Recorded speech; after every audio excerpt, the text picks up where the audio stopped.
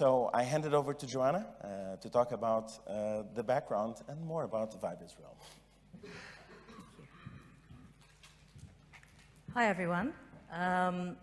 So yes, this is a rather original idea because it's bottom-up rather than top-down. And I think that's really part of the future. I was quite surprised this year to meet more people like me who are trying to do something similar and really wanting to engage. You know, they feel that something should happen, but they maybe feel that their government or the municipality is not doing it, and they want to do it. So I wanted to try and give a few tips.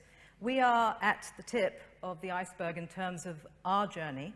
So I wanted to kind of share with you a little bit of what I've gone through in the last, actually 10 years I've been doing this, and we're still at the tip of the journey, and so the tip of the iceberg.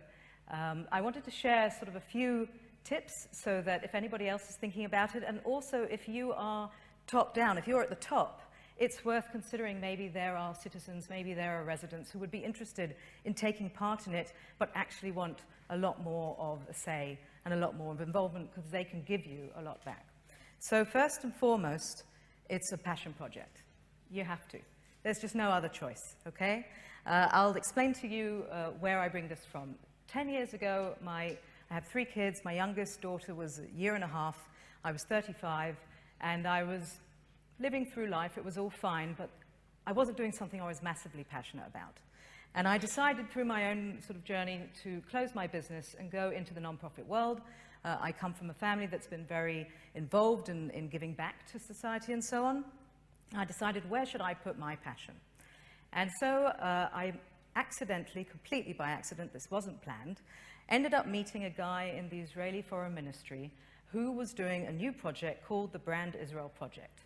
Okay, I had decided that my passion was, how do I bridge the gap between perception and reality when it comes to Israel? Because I knew that the country that I knew and that I live and that I love, for all the right reasons, putting aside everything else that's going on there, the world wasn't seeing. Because whatever everybody wanted to talk about was the Israeli-Palestinian conflict. And while that was an important conversation, who are we? Instead of saying who we're not, who are we? Nobody was really talking about it enough. I find out this project in the ministry. I send them an email around 2008. Never get an answer, of course. But then I meet this guy, and he ended up being the Consul General in New York. He started this project. It was extremely exciting. I sat down for dinner with him, and he started to talk about Israel in terms that I had never encountered.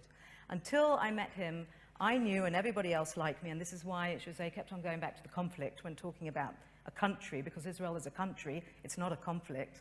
But that's all we did. We did advocacy. We didn't do marketing, we didn't do branding, we did advocacy. We needed to explain ourselves vis-a-vis the conflict.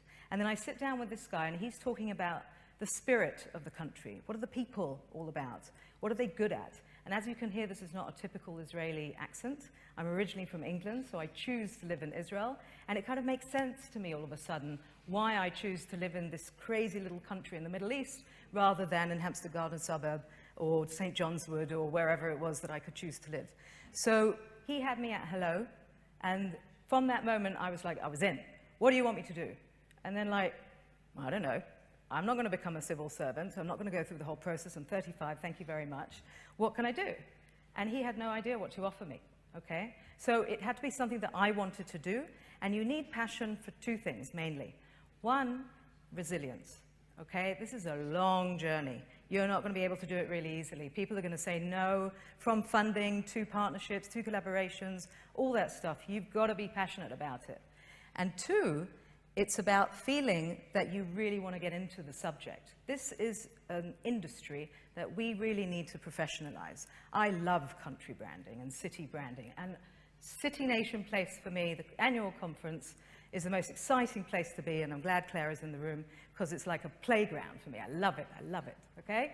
I think most of us should feel that way. And some of the civil servants are in their position because they're civil servants, but I think that it's incumbent upon us to professionalize this whole area, okay? So you have to be passionate. Second thing is that you can embrace your agility when you're a non-profit, when you're not government. You can do whatever the hell you want. So we were sitting around and we were thinking, okay, what do we do? We've got the brand strategy. There's meant to be this great national project, but not much was happening, and we're a non-profit. So I invited a bunch of people. I did a few kind of brainstorming sessions with people I appreciated. And we said, how are we going to change perceptions of Israel? Somebody said, bring bloggers to Israel. This was 2010. I was like, bloggers? What's that? Okay, I only joined Facebook in 2011, all right? Useless. So somebody explained to me about basically what became influencer marketing. We stumbled across it, but it was an idea. And we thought, okay, let's do it. I managed to get together $10,000. I got in kind of $10,000 from the government. And we brought a bunch of bloggers to Israel. We just sent an invitation, free trip to Israel, to study what it is that you're interested in. It wasn't about Israel. It was about the topics. It was homogenous groups. And we've been doing it to this day. We've done over 40 tours, brought over 250 influencers to Israel. We're currently doing a tour right now on the topic of vegan food, because Tel Aviv is the most vegan-friendly city in the world. And it really enables us to constantly try stuff out. We've tried stuff out that has failed. But that's okay. It's all right. Because you're a nonprofit, you can do that. Sometimes governments can't do that as well. And it allows you to think different. Okay?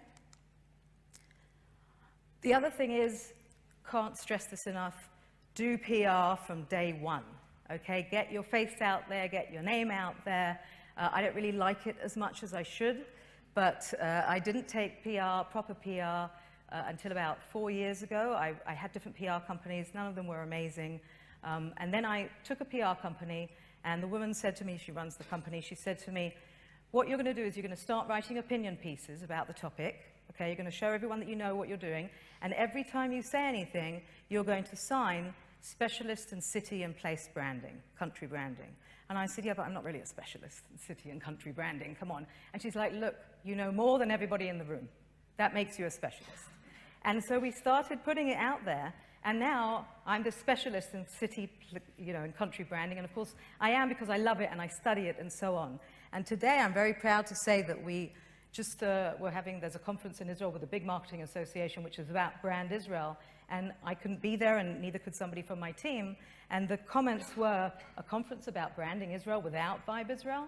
That's where you need to be if you want to be impactful. So don't keep it quiet. Spread it all over the place. I'm useless at it, okay, but do it. Or bring a colleague who does it for you. Very good.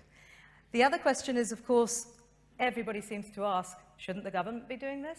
And the answer is yes, but they're not. So what are we going to do? It's okay.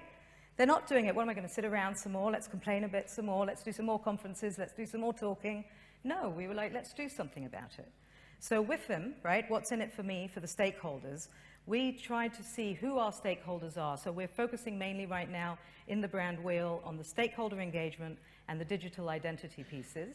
And with each stakeholder, whether it's the private sector, which is the usual stakeholder for most countries, or if for Israel it's the Jewish diaspora, people outside of Israel who are feeling very nervous about how Israel's image is impacting their life, excuse me, as Jews, we need to find out what's in it for them and adapt the message to them.